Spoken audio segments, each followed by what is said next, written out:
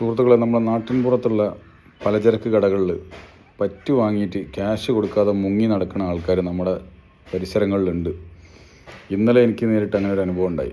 ഞാനൊരു ഷോപ്പിൽ പോയപ്പോൾ അയാൾ രാത്രി നോട്ട് ബുക്കിൽ ഇങ്ങനെ കണക്കുകൾ എഴുതിക്കൊണ്ടിരിക്കുന്നുണ്ട്.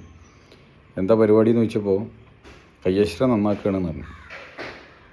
അപ്പോൾ ഒരു 8 പുസ്തകങ്ങളായിട്ടുണ്ട് പുള്ളിൻ്റെ മേശപ്പുറത്തിരിക്കണം, നോട്ട് പുസ്തകങ്ങൾ. അതിലൊക്കെ കണക്ക് എഴുതി വെച്ചാണ്.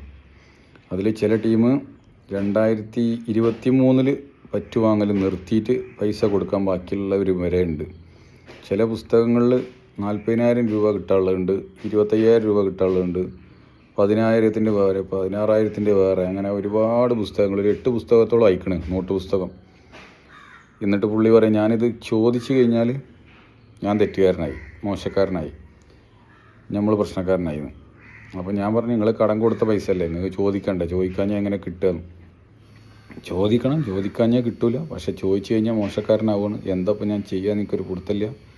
ലക്ഷക്കണക്കിന് ഉറുപ്പ്യ ഇങ്ങനെ കിട്ടാണ്ട് പലചരക്ക് കട നടത്തുന്ന ആൾക്ക് ഇങ്ങനെ ലക്ഷക്കണക്കിന് ഉറുപ്പ്യ മൂപ്പരുത് പുറത്ത് കടന്നു കഴിഞ്ഞാൽ എങ്ങനെ പിന്നെ ബിസിനസ് ചെയ്ത് കൊണ്ട് മുന്നോട്ട് പോവുക?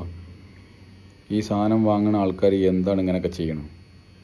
എൻ്റെ ഈ വീഡിയോ കാണുന്ന ആരെങ്കിലും ആ പീടിയേൻ്റെ പേരും കാര്യങ്ങളൊന്നും പറയണില്ല, അപ്പോൾ ആ ഷോപ്പിൽ നിന്ന് ഇതേപോലെ സാധനം വാങ്ങിയിട്ട് പൈസ കൊടുക്കാൻ ബാക്കിയുള്ളവരാണെങ്കിൽ എത്രയും പെട്ടെന്ന് ക്യാഷ് തിരിച്ചു കൊടുത്ത് ആ കച്ചവടക്കാരനെ രക്ഷപ്പെടുത്തണം എന്നൊരു അഭ്യർത്ഥനയാണ് എനിക്ക് പറയാനുള്ളത്.